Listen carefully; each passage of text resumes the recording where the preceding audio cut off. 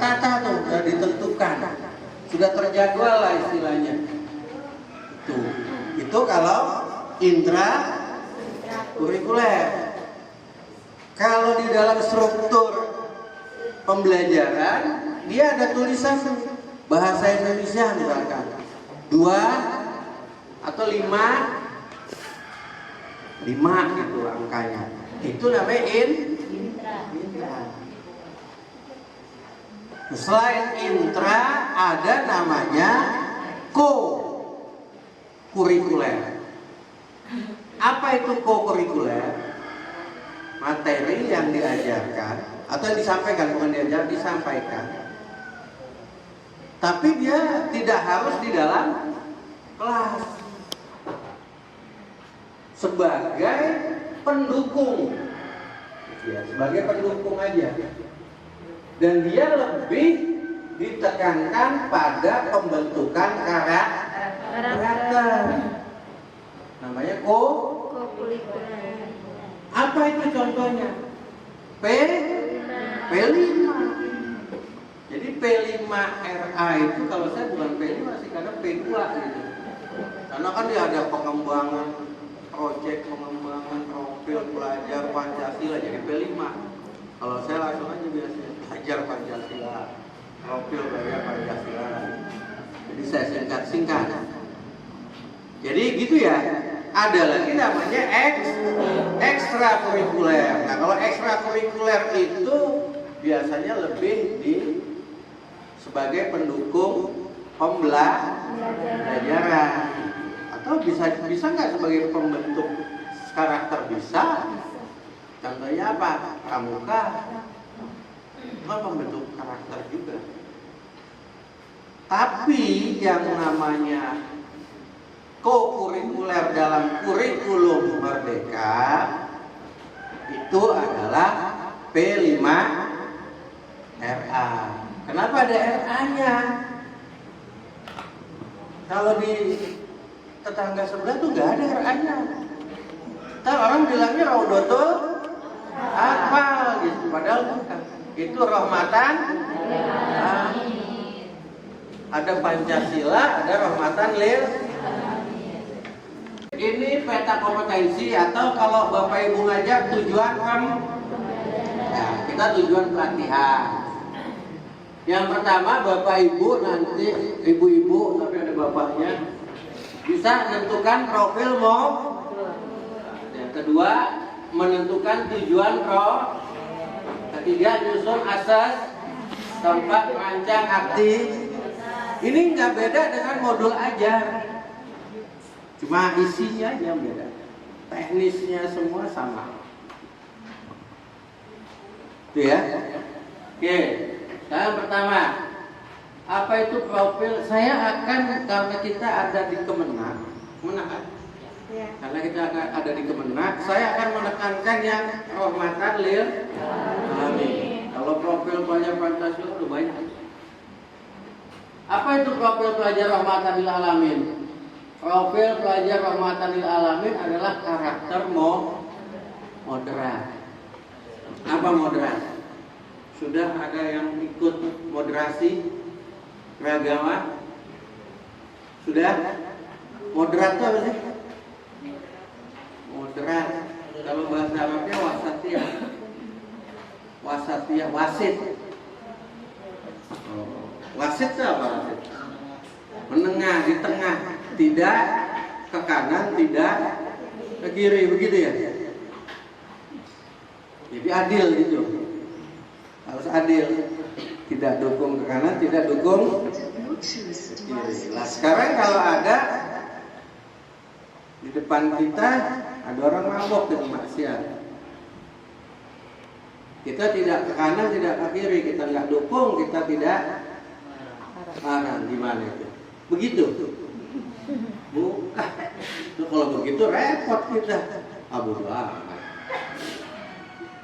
Mau mabuk ya mabuk. Kita nggak dukung, kita nggak marah. Kan gitu. Sebenarnya moderat wasatiyah itu amar ma'ruf nahi. Cuman bukan amar ma'rufnya yang wah, enggak yang serampangan, enggak. Ya amar ma'ruf nahi munkar enggak serampangan. Ada aturannya. Itu yang disebut moderat. Tapi di dalam hal ini yang namanya moderat itu cara kita berpikir, cara kita bersikap. Mau bikin video boleh. Mau bikin buku puisi boleh. Daerahnya bisa kemudian apa enggak?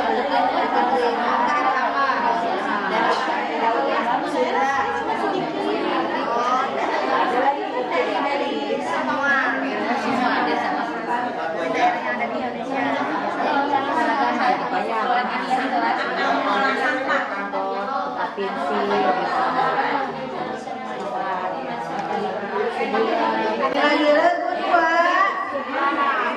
Ya. Baiklah, saya perwakilan dari Regu 2. Kami mengambil tema Festival Baju Daerah dengan pengenalan keragaman bangsaku, menceritakan asal baju daerah. Kontekstualisasinya dengan membuat proposal, aksi atau jenis proyeknya yaitu fashion show. Fashion show memperkenalkan baju daerah yang ada di Indonesia. Di sini kita akan mengambil proyek Market Day dengan judul Festival Ramadan. Di sana kita akan mengenal atau memahami tentang mendongeng kisah-kisah Nabi, menjelaskan dan menghafal surat-surat pendek, dan di akhir acara nanti kita akan mengadakan Market Day. Sekian dari kelompok kami.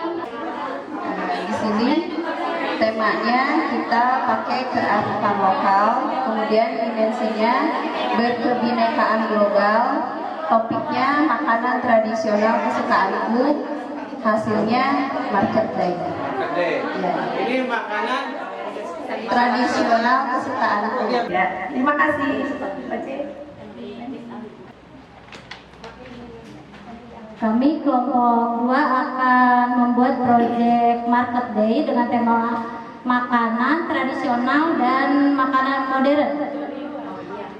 Untuk jenis makanan tradisional yaitu combro, misro, ongol-ongol, lepet, karedok atau salad Sunda. Kami dari kelompok 5. Di sini proyeknya daur ulang sampah dengan judul kreasi sampah plastik. Kontekstualisasi membuat perencanaan mengumpulkan botol plastik. Aksinya mengembangkan keterampilan dasar membuat kerajinan dari botol aqua menjadi beberapa macam kreasi, seperti contohnya membuat bunga, tempat pensil, dan hiasan kelas. Refleksinya untuk dijadikan sebagai hiasan kelas. Ya, ini untuk kelas 2 kelompok 3, judul proyeknya mengenalkan permainan tradisional. Ya, ini tema kearifan lokal. Untuk konseptualnya, pertama mengenalkan jenis-jenis permainan tradisional, yang kedua menyiapkan alat-alat permainan, yang ketiga memberikan kesempatan kepada anak-anak memilih permainan tradisional yang disukai, yang terakhir jenis permainannya seperti enggrang, congklak, dan lompat tali. Untuk temanya tarian tradisional dan modern, dan tujuannya mengenalkan tarian tradisional dan modern. Proyeknya Festival Tarian Tradisional dan Modern. Untuk nanti mengenalkan tarian tradisionalnya yang pertama tari tokecang, manuk dadari, dan jepong, dan tarian modernnya hip hop, breakdance, dan tari salsa. Kenapa enggak tanggal 21 gitu? Tanggal 21-nya itu bisa dievaluasi itu sekalian sama pemenang Pak, pengumuman pemenang fashion show kan? Pengumuman. Iya, gitu pasangan. Kalau begitu lain lagi nih, kalau pengumuman kan biasa di sini.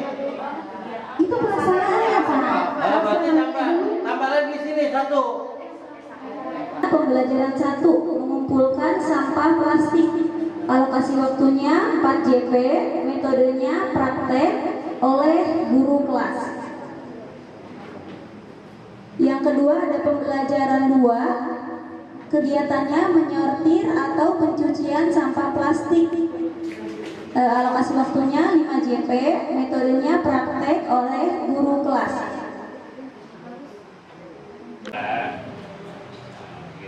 Jadi artinya itu wajib opat-opatnya di kelas ini diajar 4 seni gitu. 2 boleh, kan minimal. Madrasah pendidikan minimal, madrasah minimal kan. Jadi arek 2 mah enggak, kan gitu. Jadi kan wajibnya isi, kan wajibnya isi. Arek 2 mah enggak, tergantung maka kesanggupan bapak dan ibu ngajarna. Arek seni naon ngajarna. Arek seni musik, arek seni rupa, arek seni teater, arek seni seni.